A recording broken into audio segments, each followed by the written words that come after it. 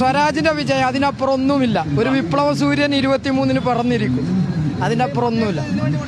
ഇതിന് മാത്രമാണ് പാർട്ടിയാണ് പ്രധാനം.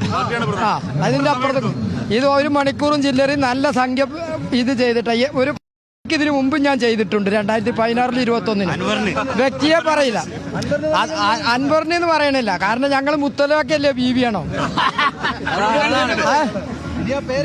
ആ പേരിന് പ്രസക്തി ഇല്ല. അതായത് ഇതിപ്പോ ഈ അൻവറിന് വേണ്ടിയിട്ട് ഇങ്ങനെയൊക്കെ ചെയ്തിരുന്നു, പക്ഷെ അദ്ദേഹം വഞ്ചിച്ചു എന്നുള്ള തോന്നലായപ്പോൾ അല്ലേ ഒരിക്കൽ പറഞ്ഞ മാതിരിയായി.